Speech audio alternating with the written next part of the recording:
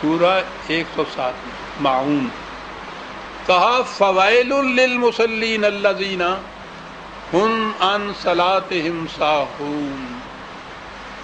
تباہی ہے ان نمازیوں کی، بے نمازوں کی نہیں، تباہی ہے مصلین کی، ان نمازیوں کی جو صلاۃ یا نماز کے مقصد سے بے خبر رہتے ہیں.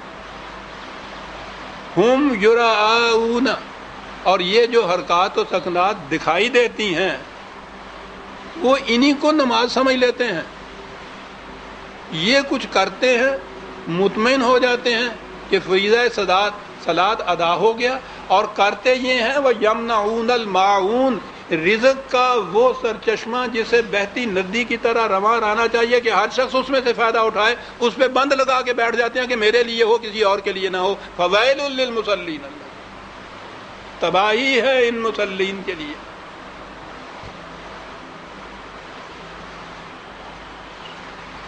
قرآن ہے عزیزان من. دوسری جگہ تو اس نے اور بھی واضح کر دی، سورہ بقرہ کی آیت 176.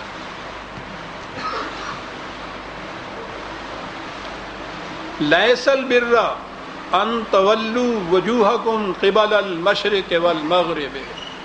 نیکی یہ نہیں ہے کہ تم اپنا منہ مشرق کی طرف کرتے ہو یا مغرب کی طرف کرتے ہو. وَلَٰكِنَّ الْبِرَّ، اب بتاتے ہیں کہ نیکی کیا ہے. پہلی چیز تو یہ ہے کہ یہ ایمان کے معنی ہوتا ہے ذہنیت کا بدل جانا، قلب و نگاہ کا بدل جانا، ایک اصول کو سامنے رکھنا. ایمان ہے من آمن باللہ والیوم الآخر والملائکۃ والکتاب والنبیین. یہ تو ایمان کے اجزاء ہوئے، پہلی چیز یہ ہے. اور اس کے بعد نیکی کیا ہے؟ وہاں یہ تھا نا کہ جو رزق کے سرچشموں پہ بند لگا کے ان کو اپنے لیے مخصوص کر لیتے ہیں، ان نمازیوں کی تباہی. یہاں کہا کہ نیکی یہ نہیں ہے کہ تم مشرق کی طرف منہ کرتے ہو یا مغرب کی طرف. نیکی یہ ہے وَآتَ الْمَالَ عَلَىٰ حُبِّهِ ذَوِي الْقُرْبَىٰ وَالْيَتَامَىٰ وَالْمَسَاكِينَ وَابْنِ السَّبِيلِ وَالسَّائِلِينَ وَفِي الرِّقَابِ. اور مال کی محبت کے باوجود اسے ان تمام کی ضروریات کے لیے کھلا رکھتے ہیں. اور اس میں تمام کیٹیگریز آ جاتی ہیں، معاشرے میں ضرورت مندوں کی آ جاتی ہیں. جو تمہارے گرد و پیش ہیں وہاں سے بات شروع کرو. والیتامہ، جو معاشرے میں تنہا رہ جائیں ان کے لیے، جن کا چلتا ہوا کاروبار رک جائے ان کے لیے. مسافر بھی جو تمہارے ملک میں سے گزرے، اگر اس پہ بھی کوئی آفت آ پڑی ہے، ضرورت پڑ گئی ہے تو اس کے لیے، محتاجوں کے لیے، ضرورت مندوں کے لیے. وفی الرقاب، اور جو دوسروں کی محکومی کی زنجیروں میں جکڑے ہوئے ہوں ان کے لیے. ضمناً یہ سردار کر دوں کہ قرآن کریم غلاموں اور لونڈیوں کو چھڑانے کے لیے یہ کہتا ہے کہ یہ مال صرف کیا جائے گا، یہ ضرورت ہے اس چیز کی. یہ ہے قرآن کا اسلام، عہد رسالت مآب اور عہد صحابہ کا اسلام، اور دور ملوکیت کا اسلام، جس کے اندر ایک ایک خلیفہ کے مال میں 3,000 لونڈیاں ہوا کرتی تھیں. آج بھی یہ بحث ہو رہی ہے کہ اسلام میں غلاموں اور لونڈیوں کی اجازت ہے، رکھی جا سکتی ہے. پہلے جب یہاں پارلیمنٹ تھی، آخری اس پارلیمنٹ میں ایک مولانا صاحب نے یہ کہا تھا کہ غلامی کو بند کرنے کا، یہ UN جو ہے اقوام متحدہ، اس کے چارٹر میں یہ بات ہے کہ حقوق جو ہے انسانیت کے بنیادی، اس میں یہ ہے کہ کسی کو غلام یا لونڈی نہیں بنایا جا سکتا. تو اس چارٹر کے اوپر پاکستان کی مملکت نے بھی دستخط کیے ہوئے تھے. اس پہ یہ یہاں احتجاج ہوا تھا کہ یہ بات، اس پہ دستخط کرنا جو ہے خلاف اسلام ہے. اسلام ممانعت نہیں کرتا غلاموں اور لونڈیوں کی. اور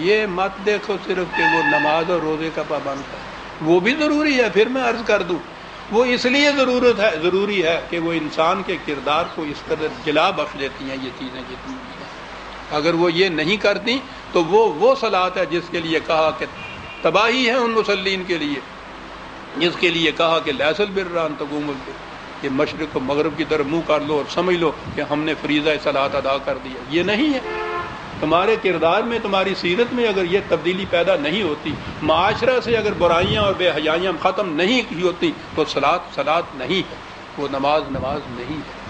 حضرت عمر نے یہ ایک واقعہ سے یہ بات بتا دی عزیزاں نے۔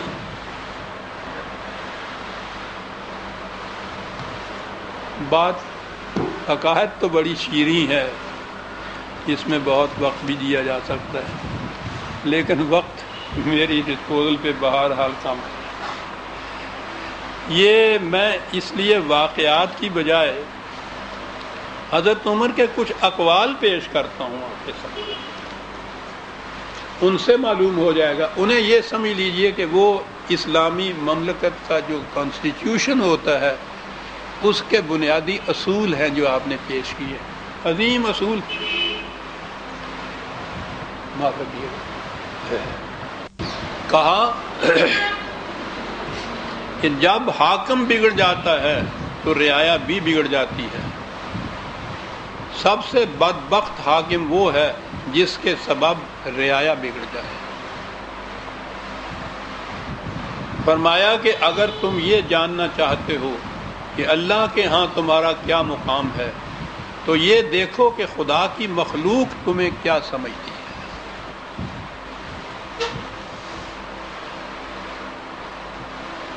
دیکھتے ہیں کہ وہ اسلام جس میں سارا زور ان رسومات و شعائر پہ دیا جاتا ہے، اسی کو مقرب بارگاہ خداوندی سمجھا جاتا ہے، اسی کو جنت کا مستحق سمجھا جاتا ہے، اس میں اور اس اسلام میں یہ کیا فرق تھا کہ اگر تم جاننا چاہتے ہو کہ خدا کے ہاں تمہارا مقام یہ ہے تو یہ دیکھو کہ خدا کی مخلوق تمہیں کیا سمجھتی ہے۔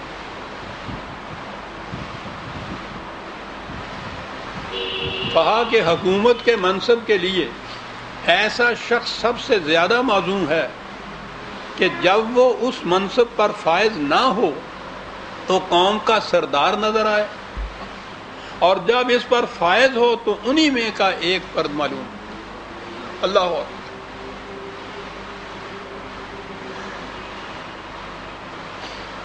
ایک گورنر کو لکھا کہ تم اپنی رعایا کے لیے ایسے بن جاؤ کہ اگر تم رعیت ہوتے تو چاہتے کہ ہمارا امیر ایسا ہونا چاہیے۔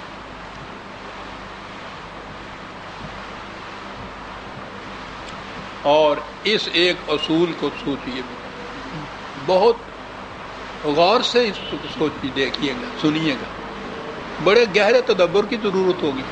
اور اتنا بڑا اصول ہے کہ اگر اس پہ قائم ہو جائیں مملکتیں تو آپ دیکھیے کتنی برائیاں دور ہو جائیں۔ ایک گورنر نے پوچھا کہ مجھے یہ کوئی ہدایت بتا دیجئے کہ میں کس قسم کے لوگ اپنے ساتھ عمال کی حیثیت سے، کارکنوں کی حیثیت سے لوگوں کو رکھوں گا، آفیسر کس قسم کے اپوائنٹ کروں۔ فرمایا کہ تفصیل تو میں بتاؤں گا نہیں، اس کی ضرورت نہیں ہے، اصول یاد رکھو، اور اصول یہ ہے کہ کمزور دیانتدار اور طاقتور بد دیانت، ان سے بچ جانا، باقی سب خیر ہے۔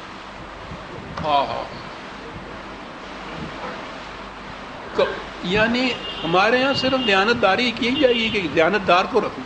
وہ کہتے ہیں کہ کمزور دیانتدار سے اسی طرح بچنا جس طرح طاقتور بد دیانت سے بچنا۔ نہ مجھ سے پوچھئے نہ اس قول سے پوچھئے، اپنی زندگی کے حالات کو دیکھیے کہ کمزور دیانتدار کتنا نقصان پہنچاتا ہے۔ کیا نگاہ تھی ان کی، یہ بھی تو ابھی کل کے بدو تھے جسے کہا جاتا ہے، اسی عرب جاہلیت کے معاشرے کے ایک فرد تھے، کیا کر دیا